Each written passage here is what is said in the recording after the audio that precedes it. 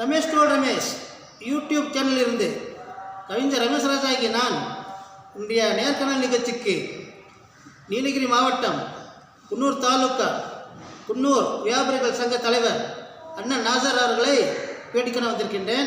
அண்ணா வணக்கங்கண்ணா. வாழ்த்துக்கள் அண்ணா, எப்படி இருக்கீங்க? நல்லா இருக்கு. உங்கள் வியாபார சங்கம் எப்படி போயிட்டுருக்கு? இப்போ தான் நாங்கள் ஆரம்பிச்சிருக்கோங்க. கிட்டத்தட்ட ஒரு 2 மாதம் ஆச்சு. சரிங்க. இதுக்கு மேல் கொண்டு தான் எங்கள் பயணம் வந்து நீடிக்கும். சரி, உங்கள் இப்போதைக்கு உங்கள் வியாபாரம் என்ன? நான் வந்து தேங்காய் கடை வச்சு. தேங்காய் கடை ஹோல்சேல் ரிட்டைல் ரெண்டுமே சுமார் எத்தனை வருஷமாக இந்த கடையில் இருக்கீங்க? பணி பரம்பரையாக செஞ்சுட்டு இருக்கேன். அப்பா காலத்துலேருந்து செய்கிறோம். இப்போ நான் செய்கிறேன். என் மகனுடைய ஸ்டேட்டஸ்க்கு நாங்கள் ஒரு கிட்டத்தட்ட ஒரு 50 வருஷம் 60 வருஷம் சர்வீஸ். ஓ, கோல்டன் ஜூப்ளி.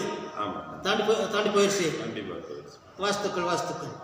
சரிங்க, உங்களுக்கு இந்த சேவை எப்படி தெரியுதுங்க?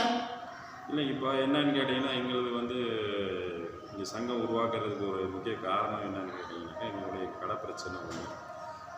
அந்த கடை பிரச்சனைக்காக தான் வந்துட்டு நாங்கள் வந்துட்டு சங்கத்தை வந்து உருவாக்கியிருக்கோம். அது கொஞ்சம் வந்துட்டு பாலிடிக்ஸ் லெவல்லையும் அரசியல் நீதியாகவும் பின்ன அதிகாரிகள் நீதியாகவும் நாங்கள் அணுக வேண்டிய முறைகள் இருக்குது. அப்போ எங்களுக்கு ஒரு ரெப்ரசன்டேட்டிவ் வேணும், ஒரு முகவரி எங்களுக்கு வேணும். அப்போ அந்த முகவரி வேணுங்கிற அடிப்படையில் தான் இதை வந்து நாங்கள் உருவாக்கியிருக்கோம். பின்ன வேறு எந்த சுயநலமுக்கும் தனிநபர் விளம்பரத்துக்காகவோ இதை வந்து நாங்கள் உருவாக்குறோம். ஏன்னா எல்லாமே வியாபாரிகள் இங்கே சங்கத்தில் கிட்டத்தட்ட வந்துட்டு ஒரு 800 கடைங்க இருக்குது. ஒரு 300-320 வியாபாரிகள் வந்து உறுப்பினராக இருக்கிறாங்க. இப்போ இவங்கள வச்சு தான் நாங்கள் வந்து இது பண்ணுறோம். இப்போ பார்த்தீங்கன்னா எல்லாத்துக்கும் கடை இருக்குது, அவங்கவுங்க பொழப்பு இருக்குது. எல்லாம் எங்களுக்கு வந்துட்டு எங்களுடைய ஷெட்யூல் வந்து எங்களோட பொழப்பாக சரியாக இருக்குது. இருந்தாலும் அதை தாண்டி வந்து நாங்கள் வந்து இந்த சங்கத்தை உருவாக்கணும்னு காரணம் வந்துட்டு எங்களை பாதுகாக்க வேண்டிய ஒரு சூழ்நிலைக்கு நாங்கள் தள்ளப்படுறோம். சரிங்கண்ணா, இது உங்களுக்கு ஒரு அலைச்சல் மாதிரி தெரியுதா? இல்லைங்க, இது வந்து நாங்கள் சர்வீஸாக தான் எதிர்பார்ப்போம். ஏன்னா காரணம்னு கேட்டிங்கனாக்கா, நம்ம வியாபாரம் பரம்பரையாக நாங்கள் பண்ணோம். நாங்கள் வாழ்ந்த இடம், எங்களுடைய அடையாளங்களை வந்துட்டு கொஞ்சம் வந்து இந்த திட்டங்கள் அது இதுன்னு சொல்லி போடும்போது எங்களோட அடையாளங்கள் வந்து அழிக்கப்படுற சூழ்நிலையில் நாங்கள் தள்ளப்படுறோம். அப்போ இதை பாதுகாப்புக்காக நாங்கள் எப்படி எங்கள் குடும்பத்துக்காகவும் நம்ம ஒரு தொழில் செய்கிறதுக்கு எவ்வளோ நாங்கள் முயற்சி பண்ணுறோமோ அதில் ஒரு பங்காக வந்துட்டு கொஞ்சம் இதுக்காக வந்து நாங்கள் வந்து ஒதுக்குறோம். அவ்வளோதான். வேறு ஒன்றும் இதில் வந்து ஒன்றும் பெரிய சங்கடப்படுறதுக்கோ இல்லை பெரிய ஒரு பாரமாக இதை வந்து நாங்கள் எதிர்பார்க்கறதுக்கு ஒரு சேவை மனப்பான்மை சர்வீஸாக தான் நாங்கள் இந்த ஒரு சேவை மனப்பான்மை. சரிங்கண்ணா, சுமார் எத்தனை கடைகள் இருக்குது?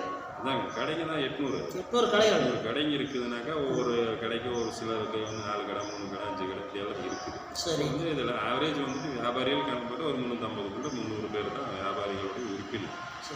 அப்போ பெரும்பான்மையான உறுப்பினர்கள் எங்கள்கிட்ட இருக்குது. எல்லாம் எங்களுக்கு ஆதரவு தராங்க. அந்த அடிப்படையில் தான் இதை வந்து நாங்கள் பார்ப்போம். சரி, உங்களுக்கு அரசு தரப்பில் இருந்து ஏதாவது உதவிகள் கிடைக்கின்றனவா இல்லையா? அரசு தரப்பில் உதவின்னு சொல்கிறதுக்கு ஒன்றும் கிடையாது. நாங்கள் வந்து அரசு தரப்பில் எந்த உதவிகளும் நாங்கள் எதிர்பார்க்குறது வியாபாரிகள் நாங்கள் வரோம் பண்ணுறோம். அது அரசாங்கம் போடுற என்னென்ன திட்டங்கள் இருக்குது அத்தனைக்கும் வந்துட்டு நாங்கள் வரியிலேருந்து எல்லாமே தொழில் வரி கட்டுறோம், சேவை வரி கட்டுறோம், குப்பை வரி கட்டுறோம், எஃப்எஸ்எஸ்ஓ கட்டுறோம், லைசன்ஸ் கட்டுறோம். எல்லாமே வந்து நாங்கள் வந்துட்டு அரசாங்கத்துக்கு உட்பட்டு தான் தொழில் செய்கிறோம். அதாவது நாங்கள் வந்து 3rd கிரேடு தொழில் கிடையாது. அதாவது செகண்டரி தொழில்னாக்கா இப்போ வந்து அண்டர் கட்டு தொழில் சொல்லுவாங்க. அந்த மாதிரி தொழில்கள் எங்களுக்கு கிடையாது. எல்லாமே வந்து ஜென்யூனான தொழில் தான். எங்களுக்கு குன்னூரை பொறுத்தளவுக்கு வந்துட்டு வியாபாரிகள்னாக்க ஒரு நம்பிக்கை வந்துட்டு உங்களுக்கு இப்போ கிடையாது. எங்கள் அப்பா காலங்களிலிருந்து எல்லா வியாபாரிகள்கிட்டையும் ஒரு தொழில் எடை போடுறதாகட்டும், விலைவாசி ஆகட்டும், எல்லாமே வந்து ஒரு நேர்மையாக செய்வோங்கிறது வந்துட்டு இந்த மார்க்கெட்டினுடைய ஸ்பெஷாலிட்டியாக அதுதான். நாங்கள் வந்து காசு பணத்தில் வந்து எச்சு கம்மியாக இருக்கலாம். எங்களில் ஒரு 10-20% பேர் நல்ல வசதியாக இருக்கலாம். ஒரு 80% பேர் நார்மலான லைஃப் தான் வாழ்வோம். ஆனால் மனநிறைவாக வாழ்ந்துட்டு இருக்கிற வாழ்க்கை தான் எங்களோட. என்ன காரணம்னு கேட்டிங்கனாக்கா, வர கஸ்டமர்ஸ்க்கு வந்து நாங்கள் அந்தளவுக்கு சர்வீஸ் கொடுப்போம். அது எந்த கடையை நீங்கள் எடுத்துக்கிட்டிங்கனாலும் சரி, ஏமாத்தினாங்கன்னு சொல்லி வந்து நீங்கள் வந்து ரொம்ப ரேர் தான் வந்து நீங்கள். சரிங்கண்ணா, இது வந்து போட்டியின்றி தேர்வா இல்லை போட்டியிட்டு தேர்வா? போட்டிட்டு இல்லை, இது கட்டாயத்தில் தான் நாங்களாம் வந்துருக்கோம். என்ன காரணம்னு கேட்டிங்கன்னா, எல்லாத்துக்குமே பொழப்பு இருக்குது. இப்போ இந்த சங்கத்தில் வந்து இப்போதைக்கு முக்கிய காரணம் வந்து எங்களுக்கு வந்துட்டு இந்த கடையினுடைய அதாவது டெமாலிஷ் பண்ணி ஒரு ரீகன்ஸ்ட்ரக்ஷன்ஸ் பண்ணணுங்கிற ஒரு பேசிக்கில் வந்து போகிறோம். அப்போ இது வந்து எங்களுடைய முழுமையான வந்து கிட்டத்தட்ட வந்துட்டு இதை நம்பி வந்து ஒரு 5000 பேர் நாங்கள் வந்து நேரடியாக ஆட்டோ தொழிலாளர்கள், எங்கள் பாரத்துக்கு தொழிலாளர்கள், இந்த மாதிரி எல்லாமே அதில் வந்து ஒரு டிபெண்டிங்னு சொன்னாக்கா வந்து ஒரு ஃபேமிலிங்கனாக்கா ஒரு கடையில் கிட்டத்தட்ட ஒரு பெரிய கடையில் எடுத்திங்கனாக்கா 5 பேர் 10 பேர் வந்து ஒரு மெம்பர்ஸ் இருக்காங்கன்னா 10 ஃபேமிலி. அப்போ அந்த ஃபேமிலியில் 4 பேர் கணக்கு போட்டிங்கனாக்கா இப்போது பெரிய கடைகள்லாம் எடுத்திங்கனாக்கா ஒரு 40 பேர் 30 பேர் இருக்கிற கடைகள்லாம் இருக்குது. அப்போ அந்த கடையில் அந்த ஃபேமிலியோடைய டிபெண்ட் பூரா அந்த கடையை நம்பி தானே இருக்குது. கடை ஒன்று தான், ஆனால் அதோடைய சரௌண்டிங்ஸு அந்த டிபெண்டிங்ஸ் எல்லாம் பார்த்தீங்கன்னாக்கா இந்த மாதிரி கணக்கு போட்டிங்கன்னா கிட்டத்தட்ட ஒரு 10,000 பேர்.